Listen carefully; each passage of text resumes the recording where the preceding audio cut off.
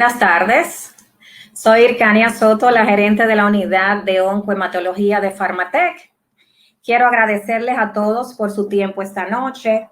Pharmatech es una empresa comprometida con el continuo proceso de educación de la comunidad médica dominicana. Esta noche es un ejemplo de ese compromiso y esperamos que lo aprovechen al máximo. Antes de iniciar, les exhorto a que puedan hacer sus preguntas a través del chat en cualquier momento de la ponencia y al final las preguntas serán contestadas.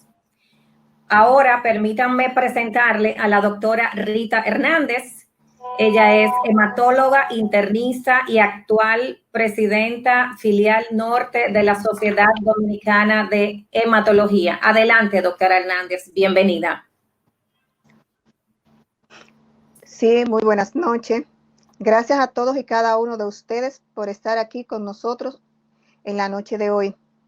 Como profesional de la medicina, es importante mantenernos actualizados sobre las nuevas terapias aplicadas en las enfermedades hemato-oncológicas. Hoy estaremos hablando sobre las actualizaciones en el mieloma múltiple, enfermedad esta que ha ido avanzando en cuanto a las nuevas implementaciones de terapia, mejorando así la sobrevida libre de enfermedad y permitiendo una mejor calidad de vida a los pacientes que la padecen. Queremos agradecer al Laboratorio Pharmatech por la invitación a su webinar y por ser partícipe de la educación médica continuada. A continuación presentaremos una gran colega y amiga, quien nos dará la conferencia sobre el manejo del mieloma múltiple. Estaremos hablando de la doctora Javiera Tejada Almonte, magíster en hematología y medicina interna, pasada presidenta de la Sociedad Dominicana de Hematología y de la Regional Norte, gerente en investigaciones clínicas, magíster en gestión hospitalaria, gerente en docencias clínicas e investigaciones de la residencia de la Unión Médica del Norte, coordinadora de la unidad de quimioterapia del mismo centro. En cualquier momento, ustedes podrán estar haciendo sus preguntas a través del chat, que al final de la conferencia la doctora le estará contestando. Bienvenida, doctora Javiera Tejada. Le dejamos con su público. Muy buenas tardes a todos. En esta tarde tan agradable, vamos a presentarle la actualización de mieloma múltiple en tiempos de COVID-19. Es importante que entiendan que aquí tenemos muchos médicos internistas, residentes, médicos generales, nefrólogos, cardiólogos, intensivistas y hematólogos. En mi conferencia voy a hablar un poquito de la enfermedad y también voy a hablar de muchos tratamientos nuevos que hay en el mieloma múltiple. ¿Y ustedes piensan que el mieloma múltiple es una enfermedad de ahora? No. Como me gusta investigar, se encontraron momias en Egipto antes de Cristo, en 1980, a través de estudios de PET y de resonancia, la momia de Har-Uji, donde se describieron las lesiones osteolíticas típicas del paciente con mieloma. Es decir, que el mieloma es una enfermedad de muchos años, inclusive antes de Cristo, que ha tenido una evolución y un tratamiento complejo. Aquí vemos en esta diapositiva las típicas lesiones osteolíticas del paciente con mieloma. En 1873, hablando un poco de la historia, se describe la enfermedad con múltiples lesiones óseas en 1873, pero es en 1844, 1845, donde se nombra como mieloma múltiple. Otro nombre que ha recibido es enfermedad de Kahler y enfermedad de Bossolo.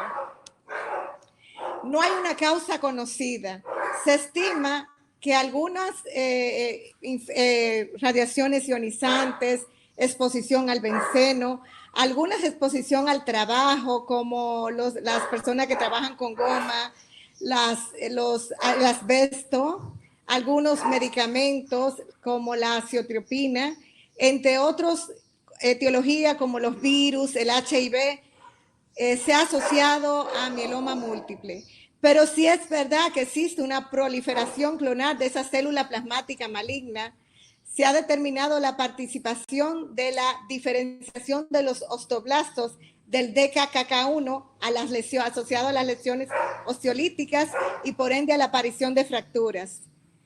Es importante destacar que es una enfermedad maligna, muy compleja, y es de ahí el tratamiento y la evolución que tienen los pacientes con mieloma.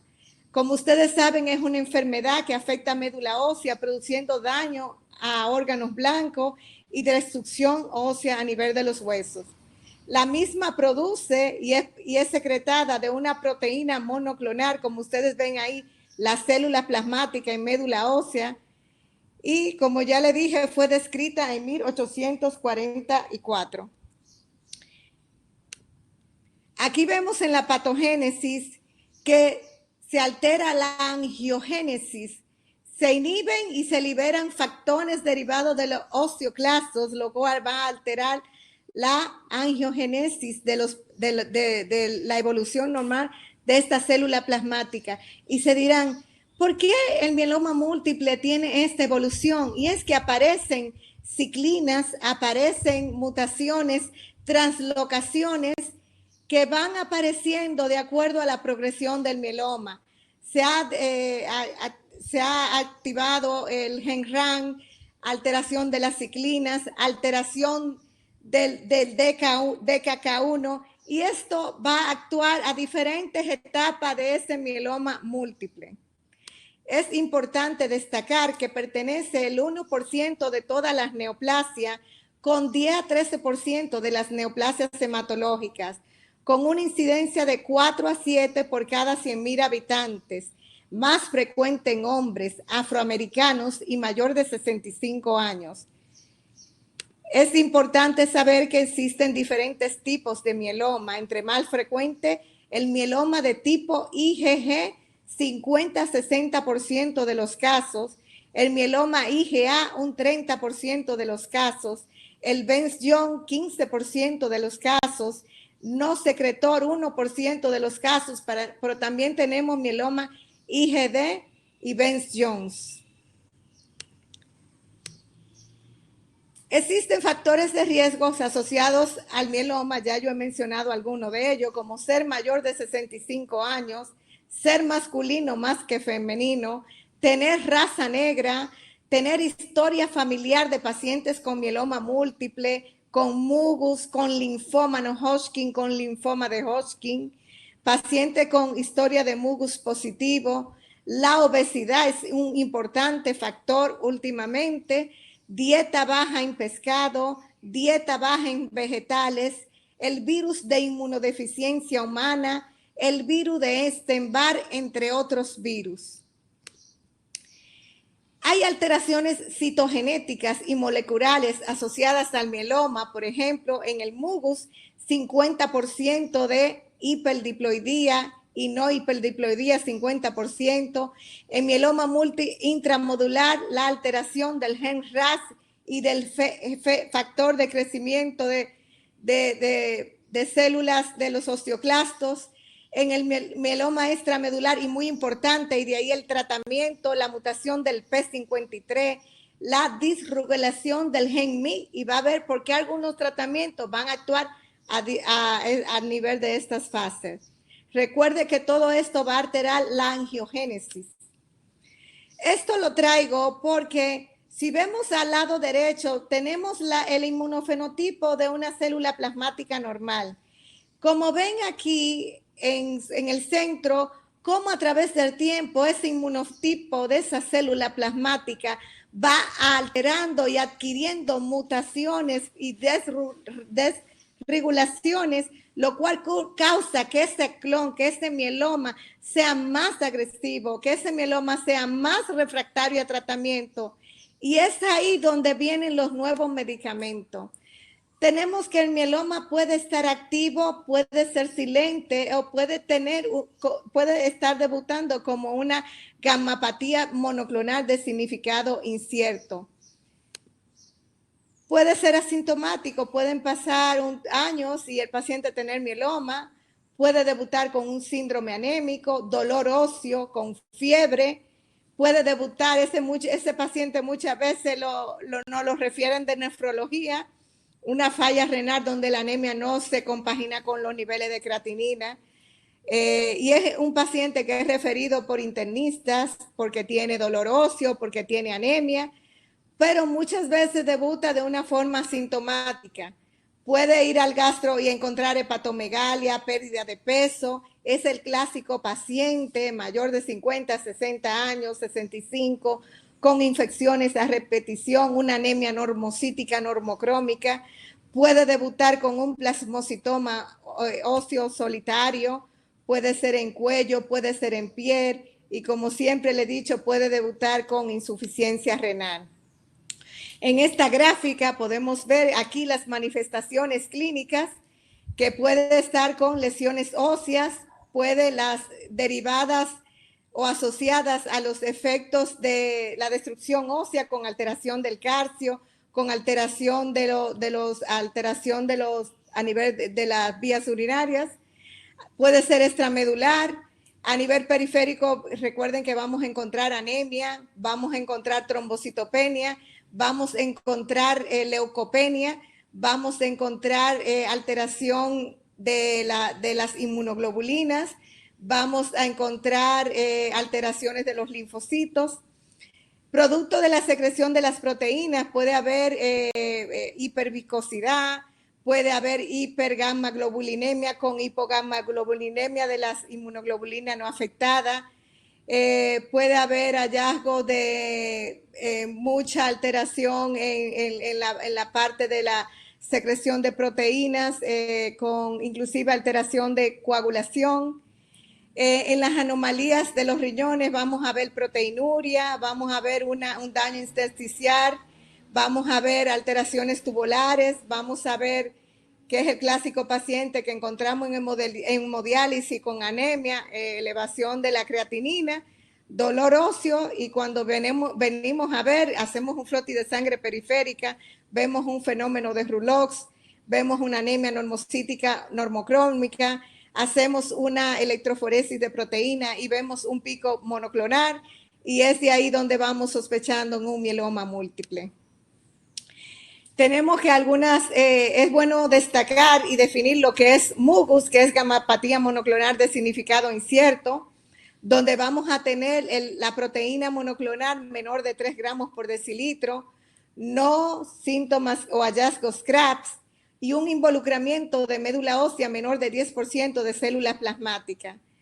Tenemos que el mieloma múltiple smoldering, vamos a tener mayor componente M, mayor de 3 gramos por decilitro, una médula mayor de 60%, menor de 10 a 60%, y no hallazgos CRAF.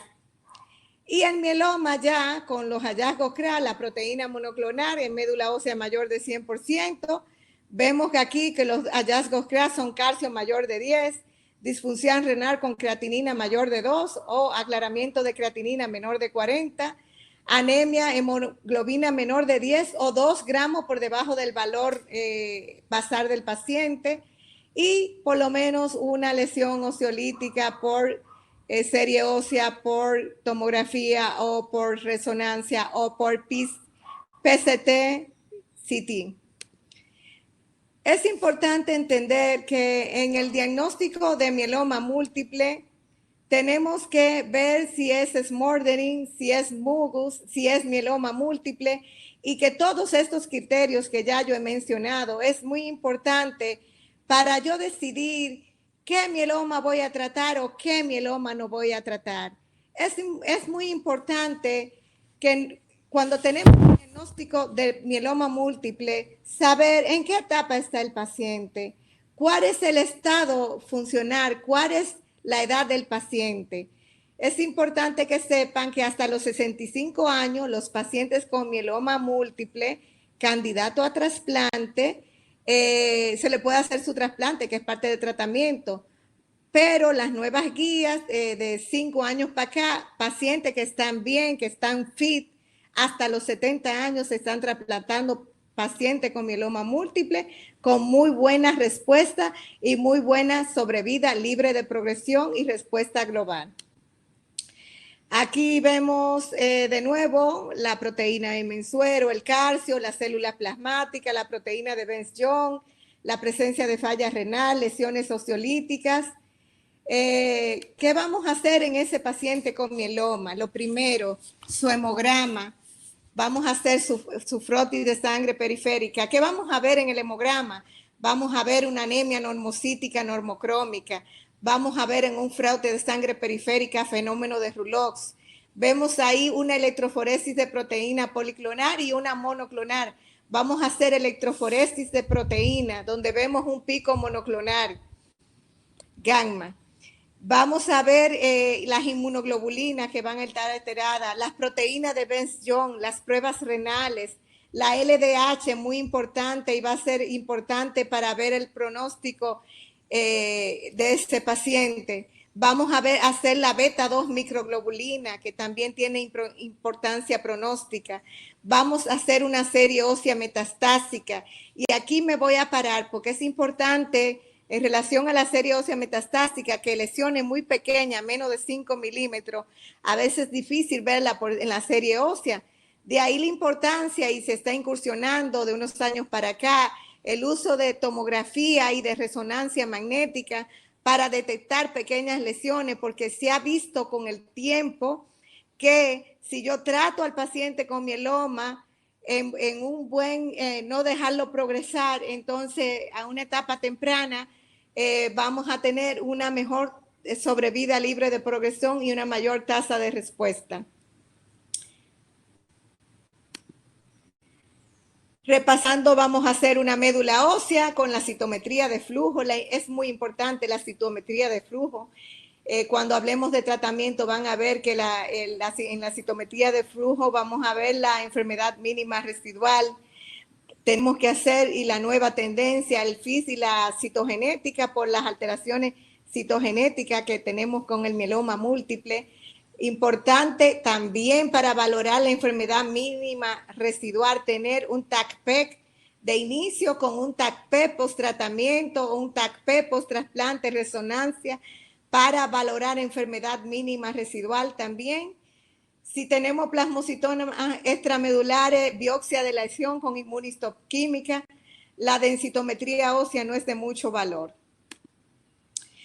Si vemos en el estadiaje, ¿cómo vamos a estadiar? Ya tenemos que es un mieloma múltiple, tenemos el sistema de Dury y Salmo, que estadiaba el paciente en un estadio 1 con hemoglobina mayor de 10, calcio sérico normal o menor de 2, en la radiografía, estructuras o plasmocitoma óseo solitario, la IgG de 5 gramos, IgA menor de 3, proteína de Benz-John menor de 4, el 2 no entra ni en el 1 ni en el 2, y en el 3 menor de 8.5, calcio sérico mayor de 12, presencia de lesiones osteolíticas, pero esos criterios fueron revisados, los criterios revisados internacionales del sistema de mieloma, donde habla del estadio 1, donde todo lo demás, más la hemoglobina, la albúmina sérica mayor de 3.5 gramos por decilitro, la beta-2 microglobulina menor de 3.5, no alteraciones citogenéticas, y donde tenemos la LDH normal o ligeramente aumentada. El estadio 2 no cumple con criterios 1 ni 3, y en el estadio 3 todo lo demás, pero la beta-2 microglobulina mayor de 0.5 miligramos por litro, alteraciones citogenéticas, translocación 414, que es de mal pronóstico, de lesión 17P, que es de mal pronóstico, la mutación P53, la LDH elevada. Es decir, que a través de los años todas estas clasificaciones y estadios son importantes por los nuevos tratamientos que hay con el mieloma múltiple. Aquí tenemos que la clínica Mayo también incorpora la parte genética de alto riesgo con la trisomía 11-14, la translocación 16-14, alto riesgo la translocación 4-14, 4-16, 14-20, Ya hablamos que alto riesgo la 17P. Ganancias aniónicas, triple hit, doble hit, todo esto es de mal pronóstico y como ustedes ven, estas alteraciones aparecen en 75% de los mielomas y la de alto riesgo, 25% de los pacientes con mieloma. Aquí tenemos los factores estándares RISSS, donde también son los índices pronósticos revisados, donde pone de manifiesto los factores de riesgo anteriores que le mencioné, el estándar 1 con la beta 2 microglobulina menor de 3.5 y la albúmina sérica mayor de 3.5, el otro criterio en el estadio 1 y 3 en la etapa 2 y en la etapa 3 la beta 2 microglobulina mayor de 5.5, por eso de ahí la importancia de estar haciendo la beta 2 microglobulina en el seguimiento y para saber qué tratamiento le voy a dar a esos pacientes. Aquí que incorporan el FISH con la presencia de la 17P, alto riesgo, la translocación 414 y la translocación 1416. Riesgo estándar, no los hallazgos de alto riesgo mencionados.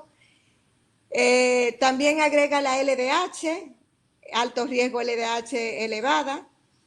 También incorpora los otros estadios que ya mencioné y incorpora todo lo que es la parte citogenética y DLH, siendo, y quiero que quede puntualizado, que las alteraciones citogenéticas, la beta 2 microglobulina mayor de 5.5, la LDH elevada, son pronósticos, equivalen a lo que es mieloma de alto riesgo y ese paciente es el que hay que entrarle y darle tratamiento y si está fit y si está en una edad aceptable hay que trasplantarlo. El mieloma múltiple ha pasado por múltiples tratamientos. En 1960 Merfalan prednisona era el tratamiento estándar. En 1990 vienen los trasplantes autólogos, lo cual hasta la fecha, después de las inducciones que hacemos, es el único tratamiento junto con las nuevas terapias e inmunoterapia y fármacos inmunomoduladores han cambiado y han revolucionado lo que es el futuro de los pacientes con mieloma. En el 2000, los nuevos fármacos inmunomoduladores, la inmunoterapia, como van a ver más adelante. Es importante destacar que no todas las categorías requieren tratamiento. Y esta es la evolución normal de los pacientes con mieloma.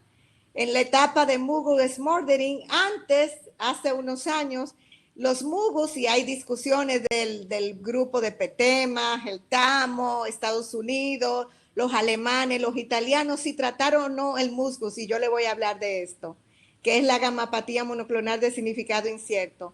Mieloma activo, existe una etapa de plató o plaquea donde los pacientes se mantienen en remisión, viene la primera recaída en lo que es el mieloma sintomático, vienen las terapias de segunda línea, viene la segunda recaída, terapias de tercera línea, de cuarta línea, y viene lo que es la etapa del mieloma refractario. Es la etapa, es la evolución normal de los pacientes con mieloma.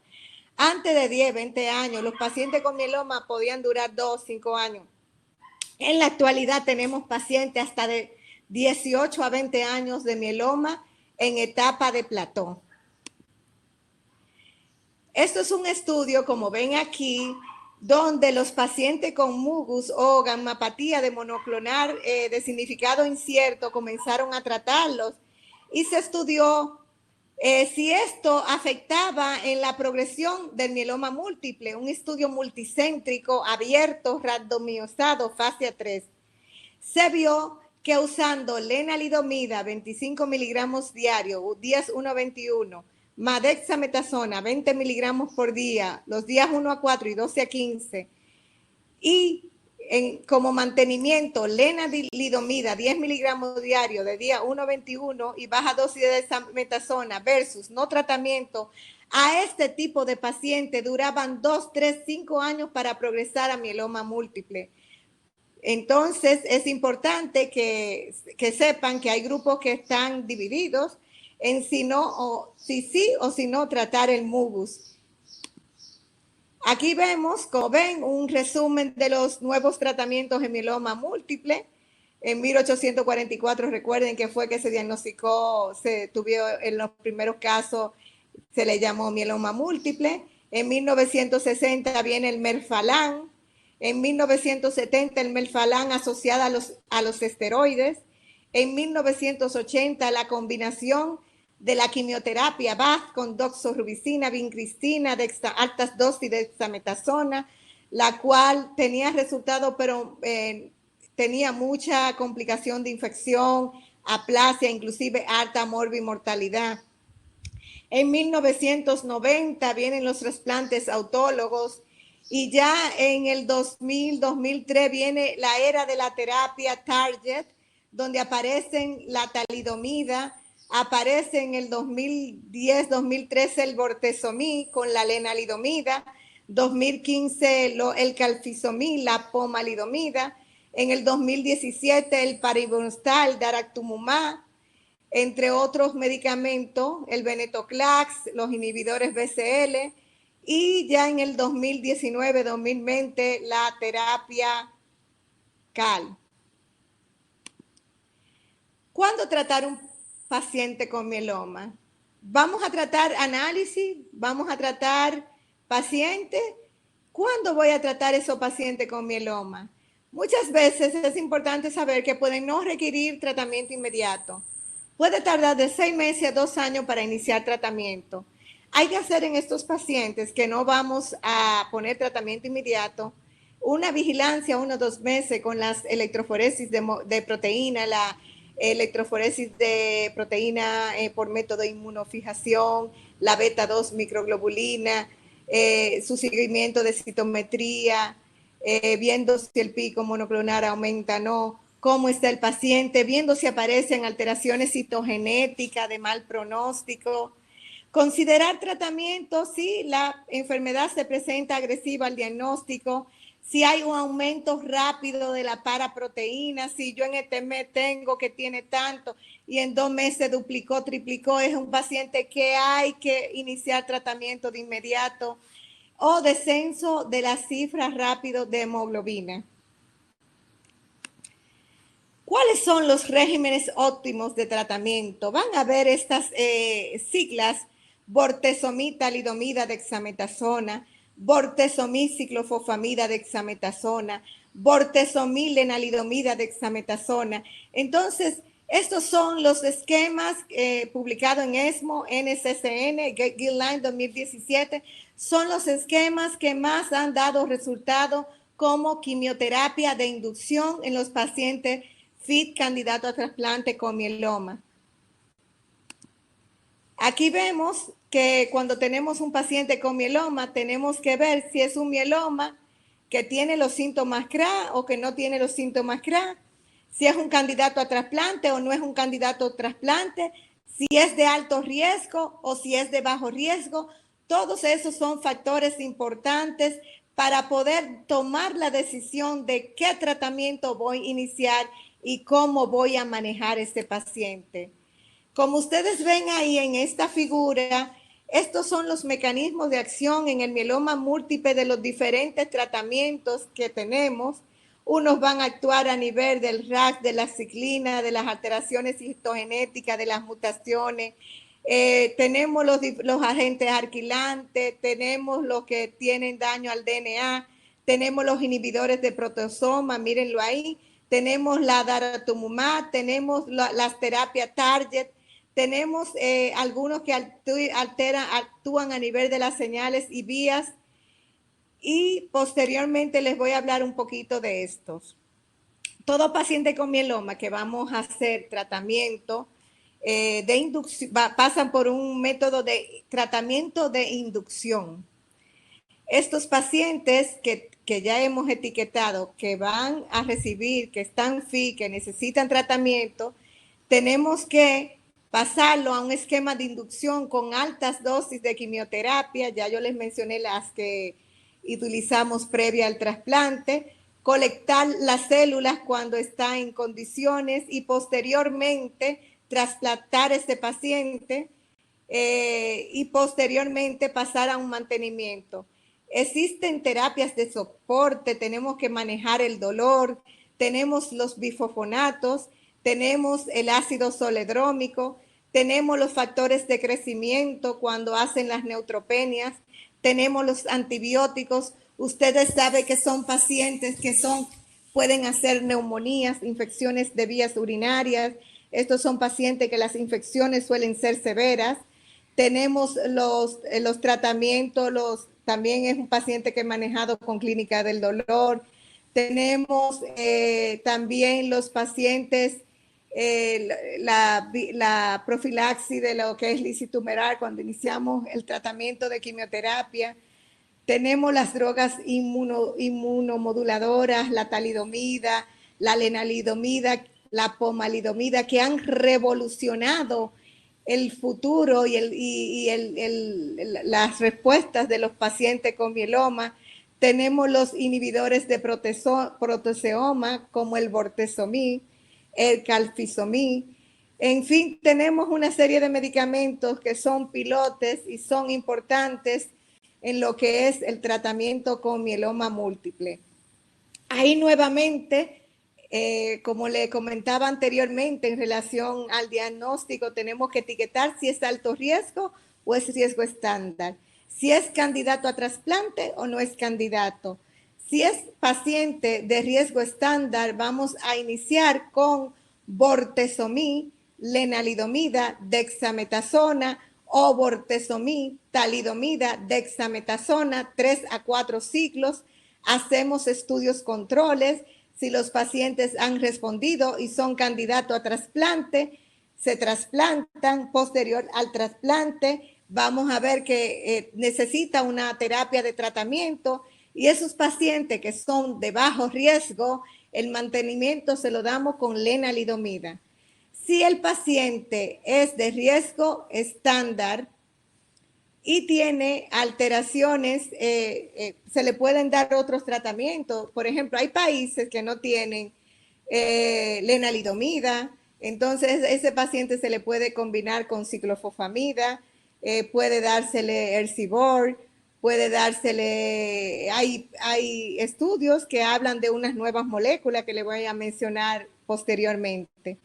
El paciente que tiene riesgo estándar elevado, que recuerden que es el paciente que tiene la beta-2 microglobulina mayor de 0.5, LDH alta, albúmina, que tiene alteraciones citogenéticas de mal pronóstico. Lo ideal es iniciar con 3 a 4 ciclos de bortezomib, lenalidomida, dexametasona o daratumumab, bortezomib, lenalidomida y dexametasona, 3 a 4 ciclos, trasplantarlo. Y estos pacientes después del trasplante, en vez de dar el mantenimiento con lenalidomida, hay muchos estudios que hablan de que el uso de bortezomib como mantenimiento le ayuda bastante en esos pacientes con alteraciones citogenéticas. Aquí vemos, ustedes se preguntarán, ¿por qué triple? ¿Por qué cuadroterapia? ¿Qué significa? Es porque las diferentes drogas actúan en diferentes vías de las alteraciones moleculares citogenéticas que tiene el paciente con mieloma. Tenemos que el tratamiento de elección, el bortezomib, la lenalidomida, la dexametasona en las inducciones. Tenemos que dar profilaxis antitrombótica por el uso de la lenalidomida. Una alternativa es daratumumab, lenalidomida y dexametasona. Aquí vemos que los pacientes que trasplantamos luego que lo inducimos tienen una mejor tasa de respuesta global y una mejor sobrevida libre de progresión. Y por eso es que los pacientes, si podemos trasplantar en los países que hay trasplante, hay que trasplantarlo en los pacientes FI candidatos a trasplante. Aquí tenemos, ya habíamos comentado que es un repasito de las diapositivas anteriores, pero así importante saber que los pacientes candidatos a trasplante deben ser trasplantados desde que terminamos el 4º ciclo y hacemos los estudios donde vemos que hay respuesta. Si después del 4º ciclo, entonces, que le hemos dado, bortezomib, lenalidomida, dexametasona, o otro de los esquemas ya mencionados, y vemos que ese paciente aún persiste con enfermedad, entonces ese paciente tenemos que volverlo a inducir. Aquí tenemos un repasito, pacientes no FI, el régimen de 2 drogas, lenalidomida, dexametasona, bajas dosis, bortezomib, dexametasona, bajas dosis. Pacientes FI, que no son, recuerden, candidatos a trasplante, bortezomib, lenalidomida, dexametasona, dosis reducida de bortezomib, lenalidomida, dexametasona, o podemos darle bortezomib, dexametasona y ciclofosfamida, que es el CIBOR, bortezomib, talidomida, dexametasona, que es el BTD, ciclofosfamida, talidomida, dexametasona, que es el CTD, bortezomib, merfalam, prednisona, que es el BMP, o bortezomib, o algunas alternativas de los nuevos tratamientos que les voy a mencionar. Es importante que sepan cómo vamos a evaluar la respuesta. Tenemos que evaluar la respuesta a nivel de los laboratorios, las inmunoglobulinas, vamos a evaluar la respuesta por citometría, vamos a evaluar la respuesta haciendo nuestro seguimiento molecular y de cariotipo, vamos a evaluar nuestra respuesta con si hay o no nuevas apariciones de las lesiones por PCT, PT, que le voy a mencionar. Hay nuevos criterios para ver si la enfermedad está estable, si la enfermedad progresó, si la enfermedad continúa, si el mieloma está en recaída, si el mieloma está refractario. Entonces, es importante que ustedes sepan, hay muchos médicos generales y internistas y nefrólogos que el objetivo es tener una enfermedad mínima residual negativa, una citometría negativa, no progresión de las inmunoglobulinas, una enfermedad estable. Como ustedes saben, el mieloma, curación, no podemos decir que haya una curación, pero sí existe una remisión. Y eso es importante que se entienda y que todos tengan, que tenemos muchos pacientes en remisión completa, sin datos de progresión de la enfermedad, con las nuevas terapias. Como ustedes ven, este es el estudio GEN, el valor de la citometría de flujo para el seguimiento de valorar la enfermedad mínima residual en pacientes con mieloma. Y a través, como ustedes ven en esa curva, el estar haciendo la citometría de flujo para valorar la enfermedad mínima residual es muy importante para el seguimiento de los pacientes con mieloma. Otra técnica importante para ver el seguimiento y la respuesta, inclusive cómo va nuestro paciente. A veces hacíamos una serie ósea metastásica o hacíamos una tomografía y no se veían las lesiones, pero el PET-CT, ustedes ven ahí en ese estudio, nos ha ayudado grandemente a detectar lesiones mínimas.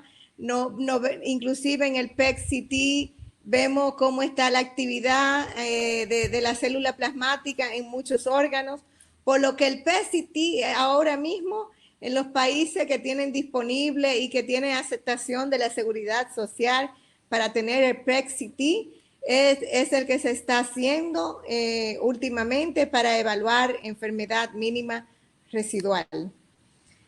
Entonces, ¿qué vamos a hacer con ese paciente de mieloma que esté en recaída o que esté en refractario? Porque si ustedes ven a la curva al principio que les mencioné, el mieloma tiene una historia, una evolución natural.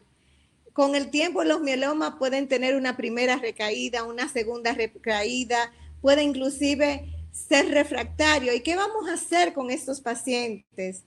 Bueno, hay muchas drogas que van a actuar a través de las interleuquinas, los factores de crecimiento, a través de las mutaciones y del gen RAX, de la P13K, que actúan en la proliferación, en la inhibición de la apoptosis.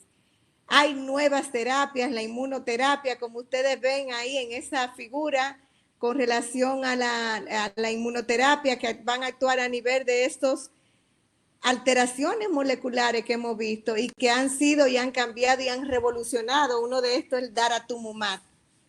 Entonces, cuando tenemos ese paciente, nos preguntamos, ¿cuál es la mejor opción? ¿Cuál es la recaída? ¿Es una recaída de laboratorio bioquímica? ¿Es una recaída agresiva? ¿He ganado alguna alteración citogenética que no tenía? ¿Alguna alteración molecular que no tenía? Mi paciente está viejito, está bien, pero lo puede tolerar un buen tratamiento. Mi paciente fue trasplantado o no, mi paciente sigue fit o no, mi paciente no tiene otra comorbilidad. Por ejemplo, estos son pacientes que durante los tratamientos pueden presentar eventos trombóticos, que un ACV. O sea, ¿qué tratamiento le voy a dar? Depende de las comorbilidades de mi paciente, de cómo le fue con el primer tratamiento. Es muy importante. ¿Cuál es la conveniencia? ¿Cuál es la preferencia del paciente? No, mire, doctora, yo soy un señor de 64 años, 65, yo juego deporte, yo juego tenis, yo trabajo, es un paciente que está fit, que ha recaído, que nuevamente se le puede hacer un segundo trasplante. Voy a utilizar un nuevo esquema de inducción, pero en ese nuevo esquema tengo que cambiar el tratamiento, qué molécula voy a usar. Todo depende de todas estas preguntas que los hematólogos no hacemos. Y es ahí donde vienen los nuevos tratamientos, como el calcifosfamid, la lenalidomida, la dexametasona, el daratumumab, la lenalidomida, la dexametasona, y el beneficio en esta población de pacientes que recaen, y posteriormente le voy a hablar en los pacientes refractarios. Entonces, es ahí que hablamos de triple, ya íbamos por triple terapia, cuádruple terapia, agregamos el daratumumab, bortezomib, talidomida, dexametasona, daratumumab, bortezomib, lenalidomida, dexametasona, terapia antitrombótica. O sea, lo inducimos entonces tras una recaída con 4 terapias. Y si está fit, si está bien, si no tiene ninguna comorbilidad y es alto riesgo, entonces nuevo trasplante se puede hacer. Recuerden que los pacientes que vuelven a un segundo trasplante tenemos que entender que tienen que estar fit, que tienen que estar bien, y siempre, y muy importante, hablar con el paciente. El paciente que no es candidato a trasplante o que yo no me voy a hacer un trasplante, doctora, para nada, no me lo voy a hacer. Entonces, tenemos otras drogas que también han revolucionado en los pacientes con mieloma, y ahí está la pomalidomida con dexametasona y daratumumab, que es un anticuerpo monoclonal. Y si ustedes ven, esta figura ha mejorado en un 87% la sobrevida libre de progresión en los pacientes con mieloma múltiple. Muy importante este hecho. Aquí vemos cómo aquí en esta curva, con una P muy significativa, con un hazard ratio, con una P menor de 0.01, donde la sobrevida libre de progresión y la tasa de respuesta global es mayor en los pacientes que usan pomalidomida, más bortezomib y dexametasona. O sea que en esos pacientes esta terapia es muy buena opción, y eso está en fase 3. También otra de las moléculas que podemos usar es cinelidisor plus dexametasona. Hay estudios recientes donde hablan muy buena tasa de respuesta en esos pacientes que están en recaída o que son refractarios, con muy buena tasa de respuesta global.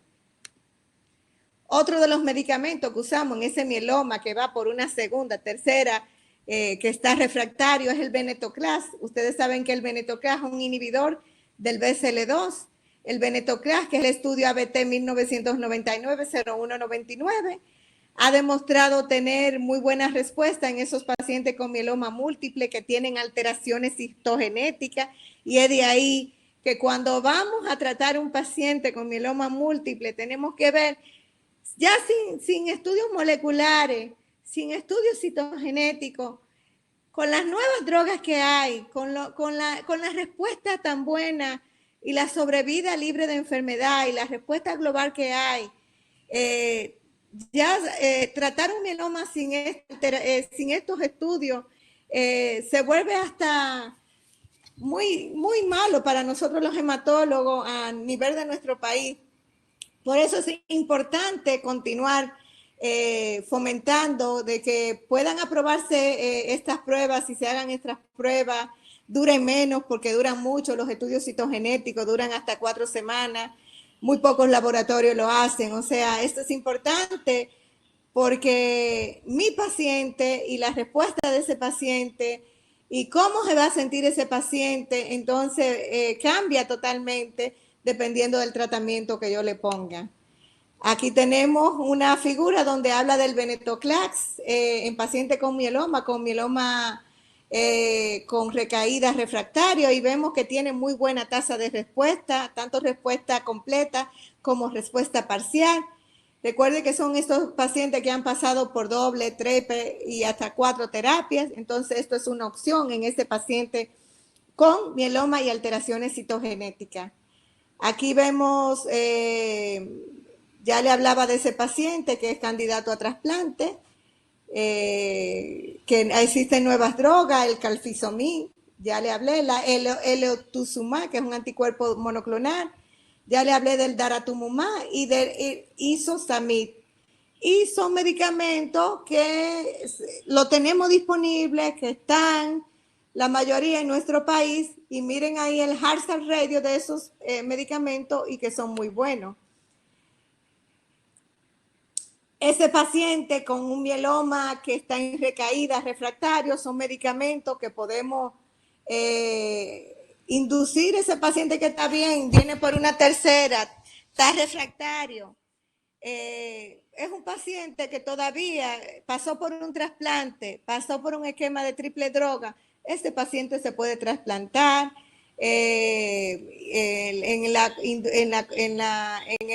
lo que es el condicionamiento con Merfalán, que le va muy bien, y continuar con lenalidomida.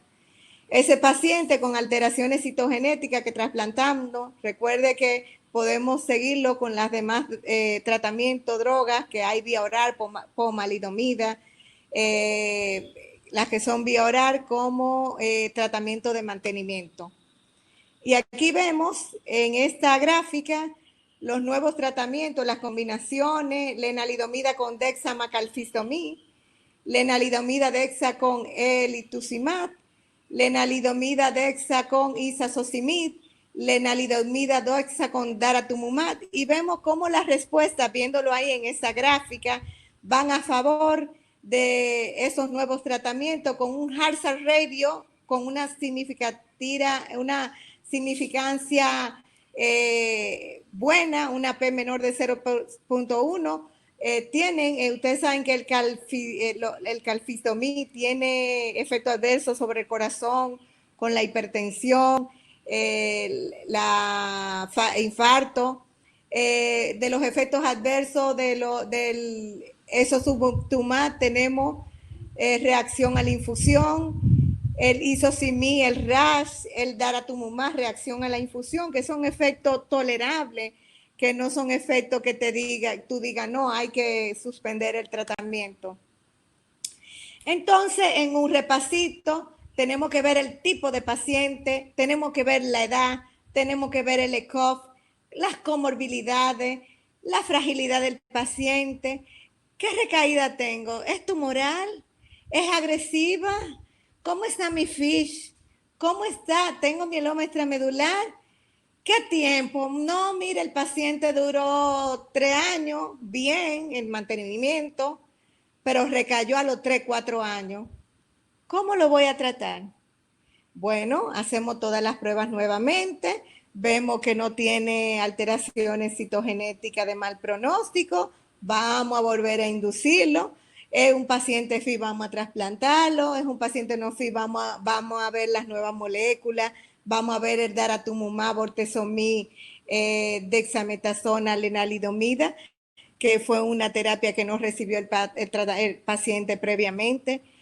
¿Qué tratamientos previos? ¿Qué toxicidad hubo? ¿Cuál fue la respuesta del paciente? ¿Qué acceso tiene ese paciente al hospital? Y ustedes saben que a nivel mundial los pacientes entran en ensayos clínicos, cosa que no tenemos aquí. Un repasito que ya lo hablé de cuando están en la primera recaída. Ya le dije que es importante ver qué le dimos primero, cuáles son las opciones, el bortezomib, la lenalidomida, la dexa. Si yo le di bortezomib, talidomida, dexa, entonces lo induco con bortezomib, lenalidomida, dexa, o lo induco con daratumumab, bortezomib, lenalidomida, dexa. Este paciente es candidato a trasplante, vamos a guardar la célula, vamos a cosechar la célula, vamos a trasplantarlo. ¿Eso es una caída subsecuente o es una caída, una segunda recaída? Vamos a utilizar las nuevas moléculas, pero antes de las nuevas moléculas, señores, la citogenética y el PCR molecular es importantísimo para valorar la enfermedad mínima residual y para ver los nuevos tratamientos que tenemos, que son la terapia target que se están usando con mieloma múltiple. Aquí en esta tablita vemos un esquema. Esto es más para los hematólogos, BTD, TD, ahí están, y si lo quieren los copio después en el chat de la regional, todos los esquemas, las dosis, las nuevas combinaciones. Esto queda a las órdenes de todos los hematólogos interesados, y esto es una revisión del 2019. Aquí tenemos todos los esquemas nuevamente. Entonces, es importante que sepan en alto riesgo que hay numerosos estudios que se están corriendo. Esta es la dirección clínica de los nuevos estudios, que hay 51 en pacientes con mieloma múltiple. Que recordar que los pacientes con mieloma en progresión refractario, el OCD, la lenalidomida, la dexametasona o el daratumumab o el KRD o el isazomib-RD, la pembrolizumab, el nivolumab, el isazumab, son tratamientos que se están ventilando en estos tipos de pacientes y hay estudios corriendo. Está el estudio TRIAL y el estudio ASCEN. Muy importante, la terapia CAR, se utilizan linfocitos del paciente, se cultivan a nivel de laboratorio y se le pasa por diferentes técnicas y manipulación, y estos linfocitos posteriormente son infundidos al paciente afectado con muy buena tasa de respuesta en esos pacientes con mieloma refractario, con mieloma de mal pronóstico, con alteraciones citogenéticas. Vemos ahí los rangos de respuesta, los estudios que están corriendo con la terapia CAR-T, y aquí vemos los tratamientos con la terapia CAR-T y los rangos de respuesta con 94 pacientes. Hablamos que estos son pacientes que ya son los pacientes que no duelen la cabeza porque no responden a nada, que están en recaída, que están refractarios, que van por tercera. Pues esto es una opción y un tratamiento que está disponible del 2019 para acá. Entonces, ¿cuál es el pronóstico de los pacientes? Riesgo alto, que es un 20%, una supervivencia de 2 años. Riesgo intermedio, una supervivencia de 7 años. Riesgo bajo, una supervivencia mayor de 10 años.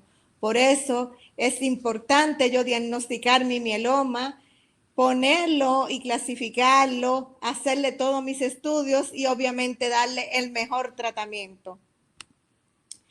¿Y qué hacemos con el mieloma y el COVID? Bueno, vamos a hacer un resumito. Estas son las guías de la Sociedad Argentina, abril 2020. Entonces, las recomendaciones generales: no suspender el tratamiento, garantizar el inicio y la continuidad del tratamiento a los pacientes nuevos, no comenzar tratamientos nuevos en pacientes con mieloma múltiple indolente, habla de suspender dexametasona, pero la guía europea y americana habla de bajar dexametasona. En vez de los 40 miligramos, le damos 20 miligramos, le ponemos el bortezomib igual y le damos su lenalidomida. El objetivo de esta medida es limitar la inmunosupresión, porque ustedes saben, un paciente inmunocomprometido ya por la hipogamma-globulinemia es más susceptible a infección y estamos ante una pandemia. Se recomiendan los tratamientos orales. Muy importante que los pacientes candidatos a trasplante En las recomendaciones de primera línea se sugiere 6 a 8 ciclos de BRD y mantenimiento con lenalidomida. Administrar bortezomib semanal con dosis reducida de dexametasona. Valorar suspender tratamiento de mantenimiento en los pacientes que ya hayan alcanzado 2 años de mantenimiento, por lo menos que tengan enfermedad mínima residual negativa. De ahí importante todos los estudios que yo mencioné para el seguimiento de estos pacientes. Los pacientes no candidatos a trasplante autólogo, entonces pacientes aptos, porque recuerden que tenemos si el paciente está apto o no apto. Paciente apto, los triples esquemas. Si no fuese posible, se recomienda bortezomib semanal subcutáneo, lenalidomida ajustada a 15 miligramos vía oral y bajamos la dosis de dexametasona. Si la dábamos 2 veces al mes, la damos 1 vez al mes. Realizar 8 a 12 ciclos seguidos de terapia continua con lenalidomida. Pacientes vulnerables y frágiles en vez de triple, 2 esquemas. Evaluar riesgo-beneficio. Es importante que valorar la recaída, ver si es bioquímica. Si es bioquímica, se sugiere diferir el tratamiento. Si es clínica, tratamiento inmediato. Preferimos los esquemas triple droga con buena respuesta. Modificar el tratamiento para minimizar las visitas. Recuerden que lo que modificamos es la dexametasona. Se utiliza en vez del bortezomib 1482 entonces semanal. Y los que están en calfisomib o bortezomib en regímenes semanales, en igual de bisemanales. Y también los agentes orales con isazocimib. También en recaída, cambiar la administración mensual de daratumumab lo antes posible. Las decisiones clínicas deben ser individuales de cada paciente, considerando riesgo-beneficio, cómo está mi paciente. Mi paciente tiene una recaída clínica muy importante. Y bien, ¿qué quiere el paciente? ¿Cuáles son los tratamientos? ¿Es candidato a trasplante? Entonces, es importante que sepan que el daratumumab también es una opción en los pacientes que están recaídas con alteraciones citogenéticas y que no hay estudios que avalen si el daratumumab está contraindicado en el COVID-19. El uso de pamidronátido, ácido zoledrónico o denosuzumab, se sugiere la interrupción temporal cuando es de soporte. Se debe reiniciar lo antes posible de acuerdo al comportamiento pandémico. Es decir, nosotros al principio, cuando estaba la pandemia muy activa, suspendimos los tratamientos, pero ya a las 2 semanas, 3, iniciamos, lo que hicimos fue modificar la dosis. Se recomienda la vacuna antigriparia antineumocócica, la menos visita a los sitios hospitalarios, manejo de los laboratorios y algunos síntomas telefónicas. Y ese paciente que es candidato a trasplante de médula ósea, hay que seguir lo que hay que seguir porque es un paciente que es alto riesgo, que hemos etiquetado, que está fit y no hay evidencia de que haya que suspender el trasplante. Vimos el grupo europeo y el americano, que ese paciente candidato a trasplante se deben iniciar su inducción y colectar las células. Se le hacen las pruebas de PCR COVID y se guardan, se congelan y se trasplantan. Esto es un recuerdo, esto es una unión de la regional y la nacional de hematología. Lindos recuerdos, gracias a todos mis compañeros hematólogos por la gran unión y por estar siempre presente, por estar unidos en todas las charlas, por el gran trabajo que está haciendo la doctora Esmeralda Romero y la directiva, a la doctora Rita Hernández, presidenta de la Regional Norte de Hematología, y a todos los hematólogos, a Farmatec por la invitación, a todo el público presente, a los residentes de Unión Médica, a la gente del Colegio Médico que se han conectado. Muchas gracias y cualquier pregunta estoy a las órdenes.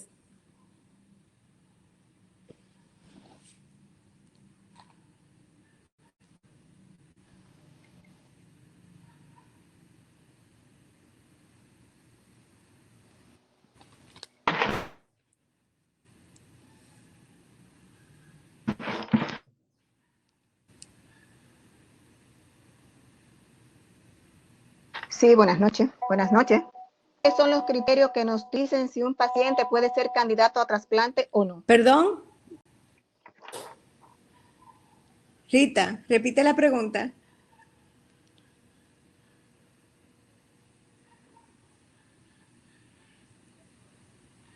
Los criterios para ver si un paciente es candidato a trasplante o no.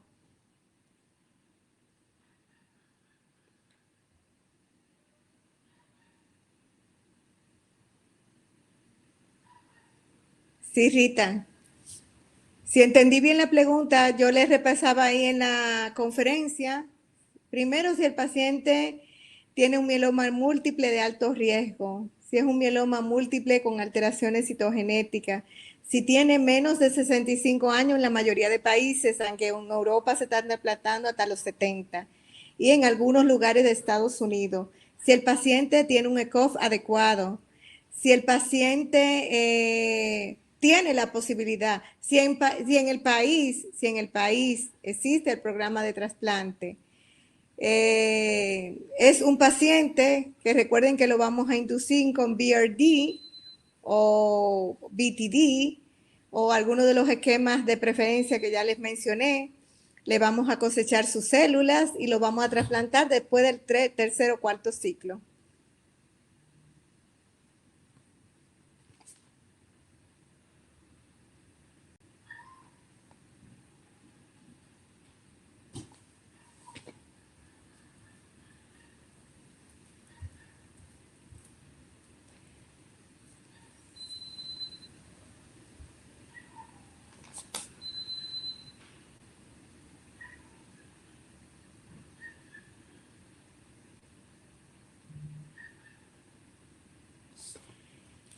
Aquí viene la próxima pregunta. En aquellos no se escucha bien. Autólogo, ¿qué es que? Rita, no se escucha. ¿Me escucha? Ahora sí, por favor, repite la pregunta. En aquellos pacientes de 65 a 70 años que podrían ser candidatos a trasplante autólogo, ¿qué esquema usted recomienda? 65 a 70 años, recuerde, bortezomib, lenalidomida, dexametasona. Hay pacientes y hay estudios con daratumumab también. Si está si está bien y no tiene ninguna comorbilidad. Otra pregunta que tenemos. Con terapia antitrombótica. Ok. También tenemos por acá otra pregunta. ¿Cuánto tiempo antes o después de la quimioterapia usted recomienda que se vacune el paciente? Eso no tiene que ver, o sea, con la quimioterapia. Ese paciente, tú le pusiste tu quimioterapia a la semana, a las 2 semanas y lo puedes vacunar, no importa. No va a actuar con con la medicación. Okay. Y una última pregunta. ¿En cuáles casos se podría usar el esquema de claritromicina más lenalidomida dexametasona? Eso es un esquema. Hay unos grupos que están utilizando esos medicamentos con muy buenos resultados en ese paciente que no es candidato a trasplante, en esos viejitos, en algunos, por ejemplo, creo que en Venezuela, algunos países latinoamericanos, hablan del uso de acitromicina en esos pacientes que tiene ahí que no podemos poner otra molécula o que no tienen acceso a otras moléculas y ellos tienen muy buena tasa de respuesta. Okay. Bueno, queremos darle las gracias a la doctora por su participación y su excelente exponencia, así como también a Pharmatex por habernos permitido participar en su primer webinar de hematología. Así que muchas gracias y la dejamos con la señora Irkania. Muchas gracias a todos por dedicarnos este tiempo. Quiero agradecer de manera especial a la doctora Javiela Tejada por su excelente ponencia y a la doctora Rita Hernández por su excelente moderación. De parte de Pharmatec, muy buenas noches. Nos vemos en la próxima. Muchas gracias. Muchas gracias, Irkania. Gracias, Pharmatec, por todo. Bendiciones a todos.